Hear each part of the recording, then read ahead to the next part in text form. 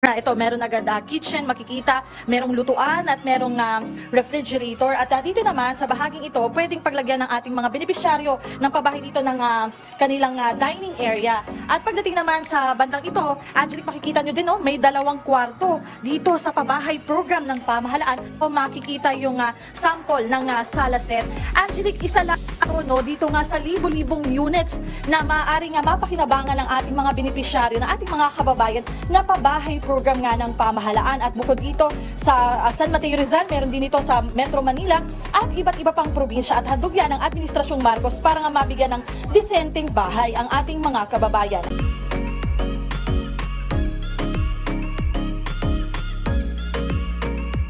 Alam natin na sa pagtatayo ng maraming mga housing projects sa atin ay kakailanganin ang mass transport system.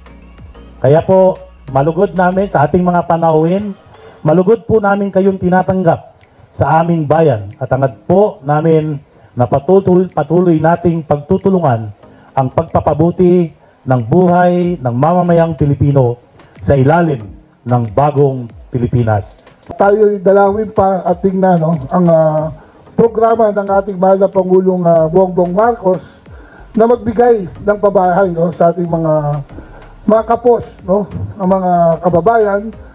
I think this is more than 6 million housing ang target po ng Administrasyong Bongbong Marcos sa pagtatapos ng kanyang term. At nakapatay lagi ang aming mahal na Speaker Martin Romualdez. At sabi ko nga, hindi lang gigitan, tuloy-tuloy pa ang ating pag-unlad dahil sa pamumuno ng aming Speaker Martin Romualdez. Ito po sa ginawa po ni Presidente Marcos sa kanyang po programa ng pambasa pabahay. Hindi po namin kailangan 1 milyon para humingi sa Kongreso para makapagbigay ng bawat bahay sa mahihirap. Ang utos po sa akin ng ating mahal na Pangulo nang tanggapin ko po ang aking posisyon sa kanya, Jerry, unahin natin yung mahihirap. Kasi sabi niya, yung hindi natapos ang aking ama, tatapusin natin sa panahon ko. Kaya po kami po sa department namin nagkukumahog na araw-araw at pag-usapan kung paano tatapusin ang pangailangan ng pabahay. Malaking karangalan talaga ang invitasyon ninyo para dito sa inspeksyon ng napakagandang programa at proyekto ng ating mahal Pangulong President Ferdinand R. Marcos Jr. At hindi talaga nagkamali si PBBM na pinili niya ang ating mahal na Secretary ng DSUD, si Secretary Jerry Acosar.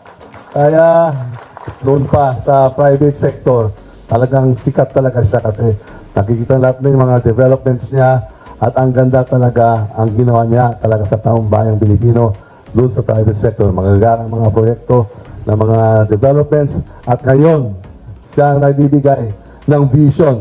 Kasama niya si ating mahal na Presidente, BBM. So maraming salamat to our Secretary Jerry Acosar. Siyempre naman, maraming salamat din sa mga pagtanggap sa atin to our Honorable Mayor, Bartolome Omi Rivera, the Mayor of San Mateo. Please give him a round of applause. He is also with his Vice Mayor Romel Rojas, our the man who releases the money here, kaya nagdadala kasi kompleto yung council dito. Nakikita po natin at kaya masaya ako, kasama ko yung kaibigan ko si Kong Jojo Garcia. Mukhang nagkakaisa talaga ang San Mateo dito. At yun naman talaga ang mensahe ng ating mahal na Presidente, basta sama-sama tayo, babangon muli.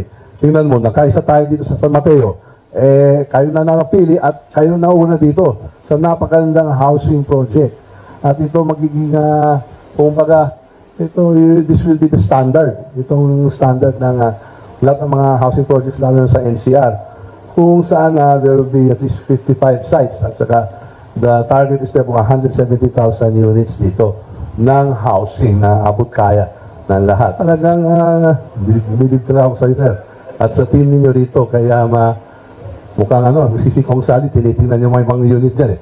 Marami yata sa mga plano sa Bicol. Para sa mga Ako Bicol scholars ni Kong Sandy.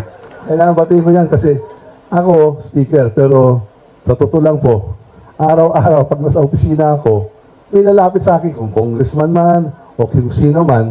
At yun ang sinasabi nila eh. Yung mga pumapasok sa opisina ko, kung baga kung ako ang doktor, yung mga pasyente, di papasok eh. Kailangan naman pag may pumasok na isang congressman na parang pasyente, kailangan tawagan ko yung mga espesyalista. Kagaya ni Kong Saldi ko kasi kailangan niya ng mga funding eh. Kaya yung sinasabi na nga kanina, kaya baka nakita mo, nagbubulungan kami dito eh. Tinanong ko talaga kay Secretary, ano ba talaga kailangan natin dito? Sinabi lang talaga, yung susi talaga dito sa success na long term, yung subsidy sa interest. So yan, nagbubulong kami ni Kong Saldi eh.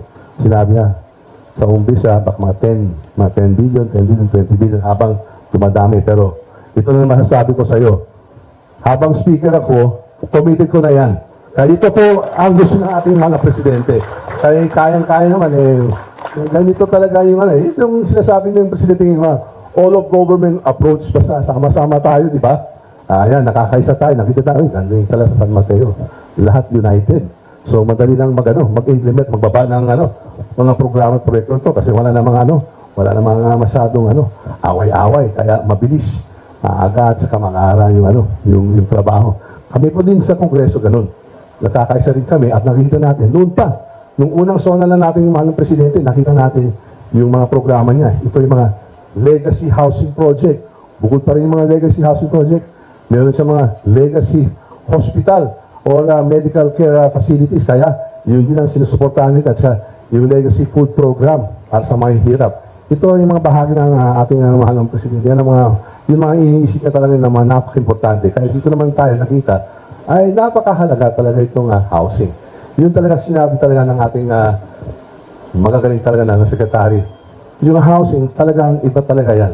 Talagang kurot sa puso talaga yan. Kaya siyempre marami na mga project, mga infrastructure, mga tulay, mga kalsada. Pero iba yung pambahay. Kaya personal talaga yan. Pinuwian natin yan. At itong sa magandang programa, hindi lang upa, makikimingari na ang ating mga kapwa natin Pilipino na nahihirapan.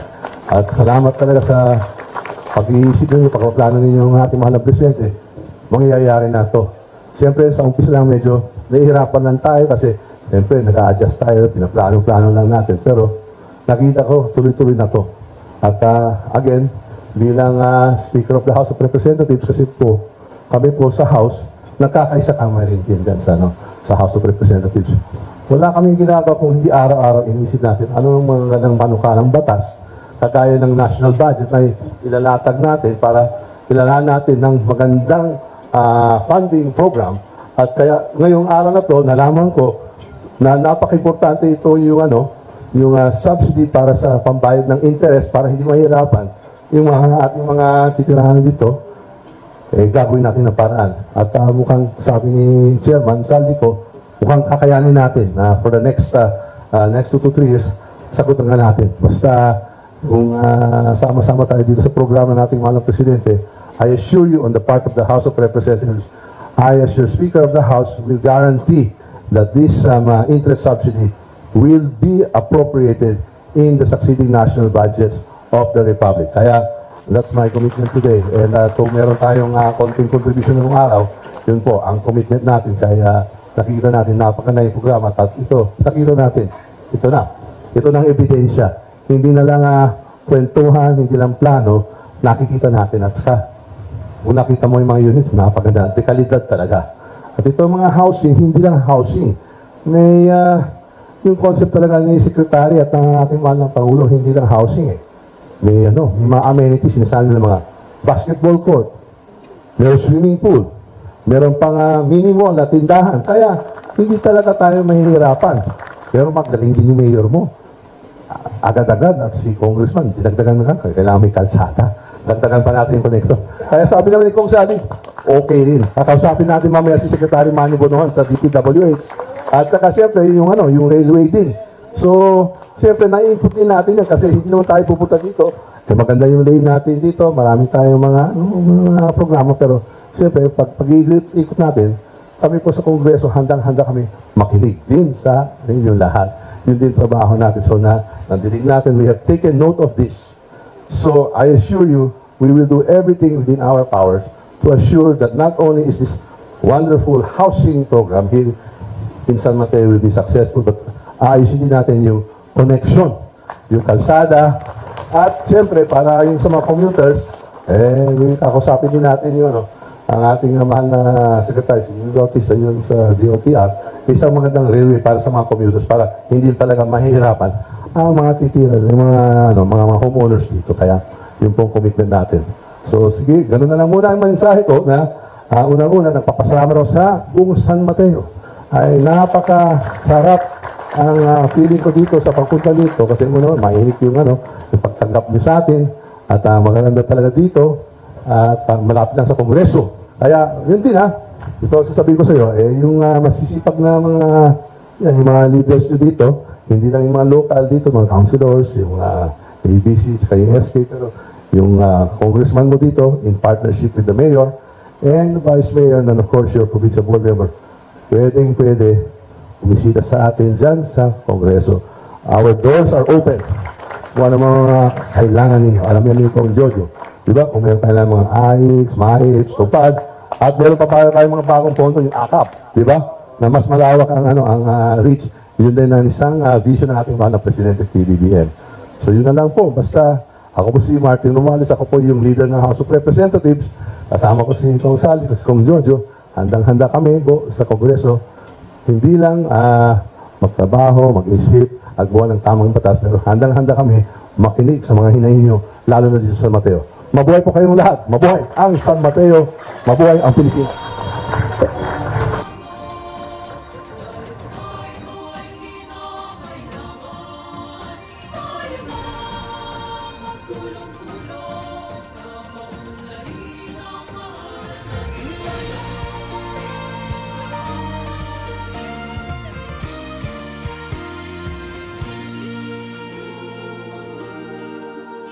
Panahon na ng pagbabago, dahil sa ito ay kinakailangan